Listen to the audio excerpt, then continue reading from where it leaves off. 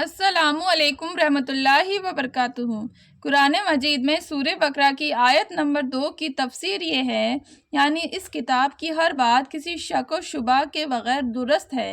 انسان کی لکھی ہوئی کسی کتاب کو 100% شک سے بالا تر نہیں سمجھا جا سکتا، کیونکہ انسان کتنا ہی بڑا عالم ہو، اس کا علم محدود ہوتا ہے اور اکثر اس کی کتاب اس کے ذاتی گمان پر مبنی ہوتی ہے۔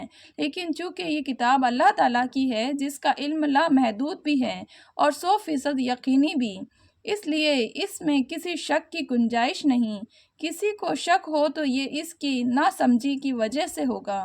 کتاب کی کوئی بات شبہ والی نہیں، اگرچہ قرآن کریم نے صحیح راستہ ہر ایک کو دکھایا ہے، خواہ وہ مومن ہو یا کافر۔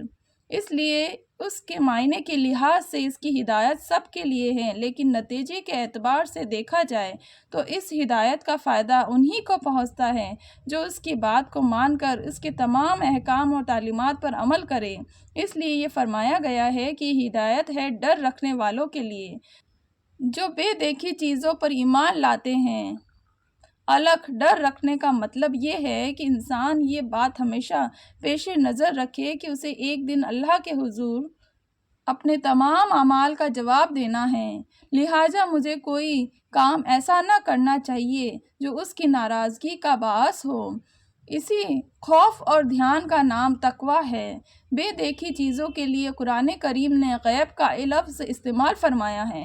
اس سے مراد وہ چیزیں ہیں جو آنکھوں سے دکھائی نہیں دیتی، نہ ہاتھ سے چھو کر یا ناک سے سونگھ کر انہیں محسوس کیا جا سکتا ہے، بلکہ وہ صرف اور صرف اللہ تعالیٰ کی وحی کے ذریعے معلوم ہوتی ہے۔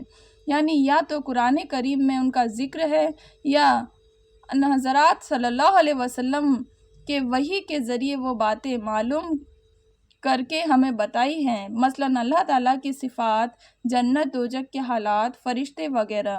یہاں اللہ کے نیک بندوں کی یہ تعریف کی جا رہی ہے کہ یہ لوگ صرف اللہ تعالیٰ اور اس کے لیے رسول صلی اللہ علیہ وسلم کے ارشادات پر یقین کر کے ان چیزوں کو دل سے مانتے ہیں جو انہوں نے آنکھوں سے نہیں دیکھے۔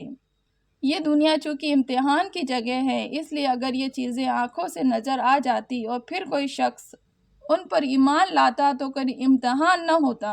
اللہ تعالیٰ نے ان چیزوں کو انسان کی نگاہ سے پوشیدہ رکھا ہے، لیکن ان کے وجود کے بے شمار دلائل مہیا فرما دیے ہیں کہ جب کوئی شخص ذرا انصاف سے غور کرے گا تو ان باتوں پر ایمان لے آئے گا اور امتحان میں کامیاب ہوگا۔ قرآن کریم نے بھی وہ دلائل بیان فرمائے ہیں جو انشاءاللہ آگے آتے رہیں گے۔ ضرورت صرف اس بات کی ہے کہ قرآن کریم کو حق طلبہ کے جذبے سے غیر جانبدار ہو کر پڑھا جائے اور یہ خیال دل میں رکھا جائے کہ یہ معاملہ ایسا نہیں ہے کہ اس میں لاپرواہی برتی جائے، یہ انسان کی ہمیشہ کی زندگی کی بہتری اور تباہی کا معاملہ ہے۔ لہٰذا یہ ڈر دل میں ہونا چاہیے کہ کہیں میری نفساتی خواہشات قرآن کریم کے دلائل ٹھیک سمجھنے میں رکاوٹ نہ بن جائے۔ اس لیے مجھے اس کی دی ہوئی ہدایت کو تلاش حق کے جذبے پڑھنا چاہیے اور پہلے سے دل میں جمے ہوئے خیالات سے ذہن کو خالی کر کے پڑھنا چاہیے تاکہ مجھے واقعی ہدایت نصیب ہو۔ یہ ہدایت ہے ڈر رکھنے والوں کے لیے کا ایک مطلب یہ بھی ہے۔ اللہ حافظ۔